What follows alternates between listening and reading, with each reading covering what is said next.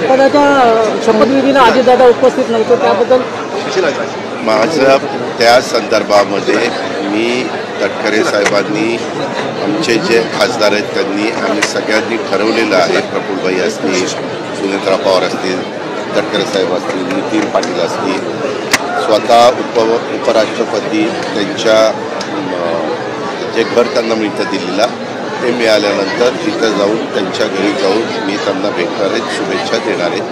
Already त्यांची निवड झाल्यानंतर मी शुभेच्छा दिलेल्या आहेत. माझा हा कार्यक्रम पहिला त्या ठिकाणी ठरलेला होता. आपल्यालाही माहिती होतं की परवा दिवशी माझी तब्येत बरी नव्हती. परवा दिवशी पूर्ण दिवस विश्रांती घेतली. काल मंत्रालयामध्ये जाऊन मी 2 दिवसाच्या सगळ्या मिटिंग उरकल्या आणि आज इकडं त्या सभागृहाचं लोकार्पण करण्याच्या कार्यक्रमाला आलेलो आहे. कशामध्ये मी अज्ञातवासात कधीच जात नाही आहे.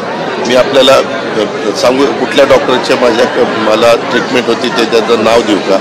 डॉक्टर कपोते, त्यांना विचारा. काय आहे, तुम्ही पत्रकार मित्रांनो, एक तर मी जास्त तुमच्याशी बोलत नाही आणि तुम्ही असले काही विषय काढता, हे विषय आपल्या राज्याच्या दृष्टीने महत्त्वाचे. आज एवढं सांगलं, रोह्यामध्ये रायगड जिल्ह्यात सुंदर सभागृह झालेले आहे. स्वतः सिरींच्या नावाने झालेलं आहे. खूप वर्ष हे काम रेंगाळलेलं होतं, मध्ये झालं, परंतु त्याला काही वेगवेगळ्या अडचणी आल्या.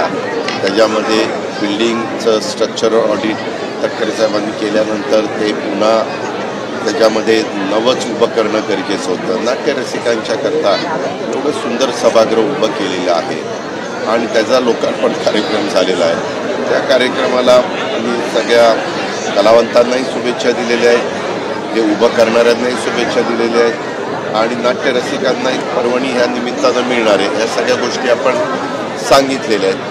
मी जे काही महत्त्वाच्या बाबी असतील त्या विचारात त्याला मी उत्तर द्यायला तयार आहे.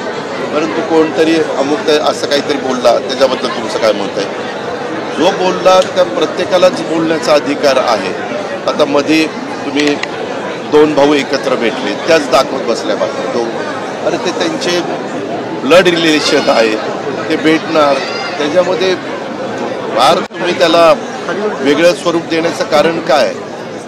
प्रत्येकाचा तो घरगुती प्रश्न आहे, त्यांचा अंतर्गत प्रश्न आहे.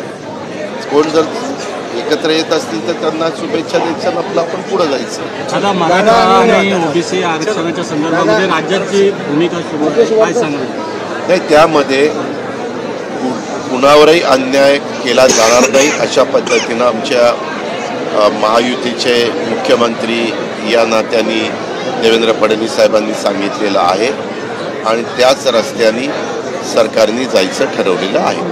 त्याच्यामुळं कुठल्याही घटकावर अन्याय होणार नाही ही काळजी सरकार घेतंय आणि घेणार.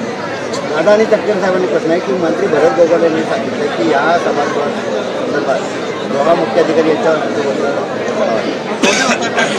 नाही, कशाबद्दल आणणार? नाव नाही पत्रिकेत त्या संदर्भामध्ये आम्ही आज चांगली सुरुवात इथं झालेली आहे. माझी सगळ्या पत्रकार मित्रांनाही विनंती आहे की मी सुरुवातीला सांगितलं, प्रत्येकाला आपलं आपलं मत व्यक्त करण्याचा अधिकार आहे. कायद्याच्या नियमाच्या चौकटीमध्ये राहून सगळ्यांनी काम करावं हे संविधानाने आपल्याला शिकवलेलं आहे. हे घटनेचे शिल्पकार डॉक्टर बाबासाहेब आंबेडकरांच्या कायद्याने घटनेने आपल्याला सांगितलेलं आहे. तसं आपण सगळे वागूया. धन्यवाद.